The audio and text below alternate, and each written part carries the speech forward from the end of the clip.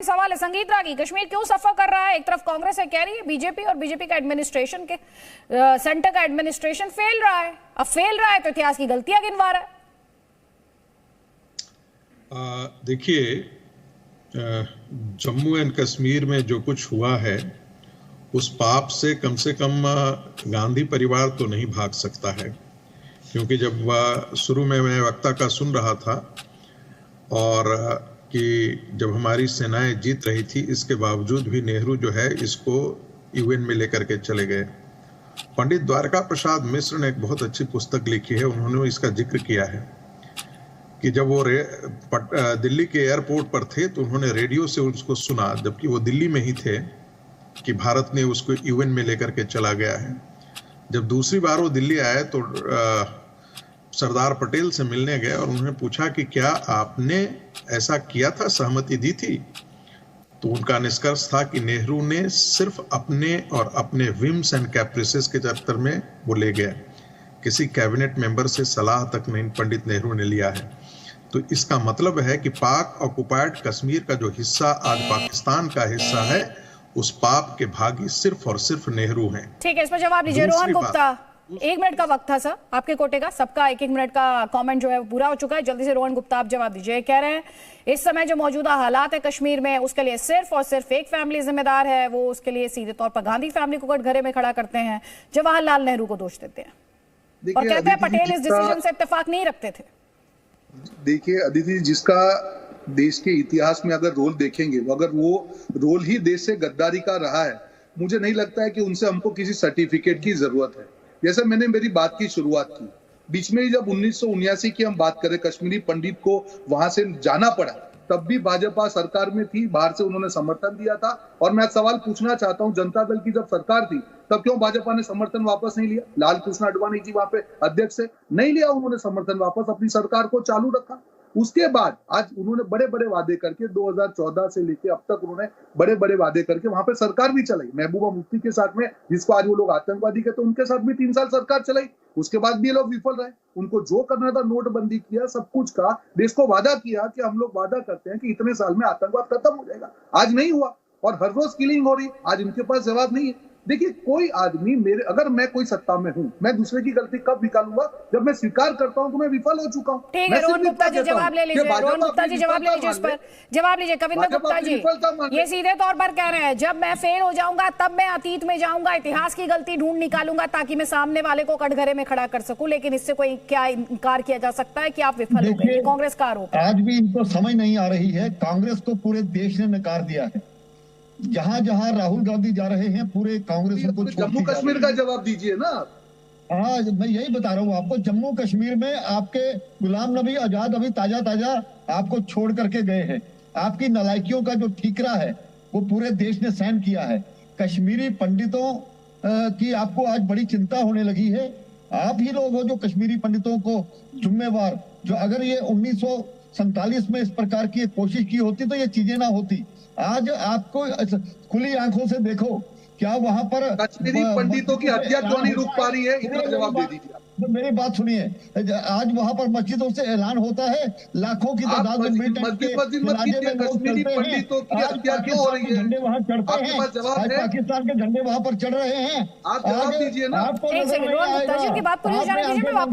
तबाही का कारण, कश्मीर की तबाही का कारण आप लोग हैं और इसको आपको इतिहास कभी माफ करने वाला नहीं है। आपका भी पता नहीं कब तक आप कांग्रेस में हो, कब छोड़ करके चले जाओगे। और जहां तक आप अपनी वो उपलब्धियां गिनाते हो, एक नेहरू ने एम्स बना दिया। आज हिंदुस्तान में 2 साल में 18 एम्स आपको दिखाई दे रहे हैं। आज एक्सप्रेस हाईवे आपको जम्मू कश्मीर में नहीं दिखाई देता है। रिंग रोड, सारी डल लेक का पैसा 70 साल खाते रहे। आज डल लेक की सफाई का वो देखिए।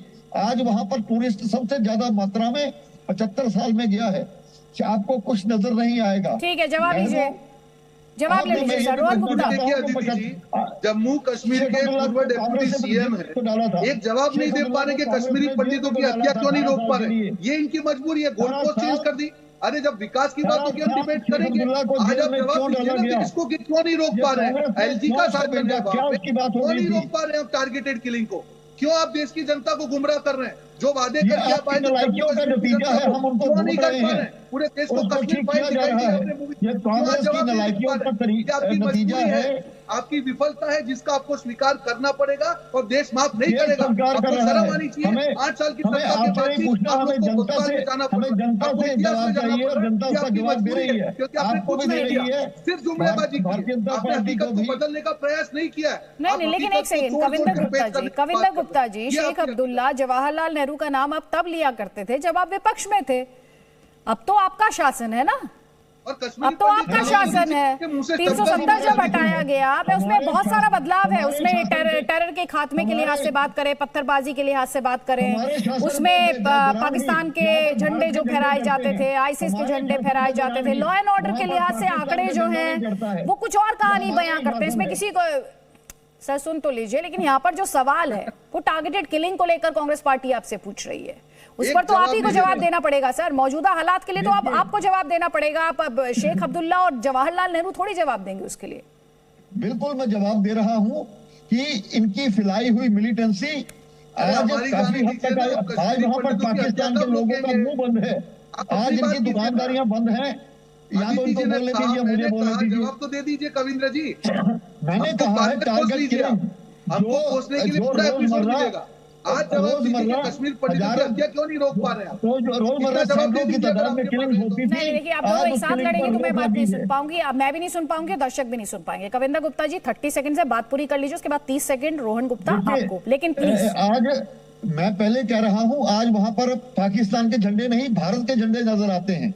आज वहां पर पाकिस्तान प्रस्त जो कोई मिलिटेंट मरता है, लाखों की तादाद में लोग नहीं जाते हैं। आज वहां पर मस्जिदों से ऐलान बंद है। आज हुर्रियत का जैसे लोग जो पाकिस्तान की वकालत करते थे, आज उनके मुंह बंद है। आज वहां पर जो हवाला की फंडिंग आती थी पत्थरबाजी के लिए, वो बंद है। शायद इनको नजर नहीं आएगा। ये सब वही गलतियों के नतीजे, और धीरे धीरे धीरे धीरे आज इनकी जो नकेल हमने कसी है, उसी के कारण से ही। अब जवाब ले लीजिए रोहन गुप्ता से। रोहन गुप्ता, अगर नकेल कसी होती तो कश्मीरी पंडितों की हत्या क्यों हो रही है? क्यों शोपियान में 32 साल के बाद कश्मीरी पंडित परिवार को छोड़ के जाना पड़ रहा है? क्यों उनकी जो सैलरी है वो भी नहीं मिल रही है? एक बार भी आपके मुंह से कश्मीरी पंडित नाम नहीं निकला, और आप लोग ही कश्मीरी पंडित, जो कश्मीरी रियल कश्मीर फाइल्स है पूरे देश में आपने दिखाई है। क्यों आज नहीं निकल रहा है? कब तो स्वीकार कीजिए।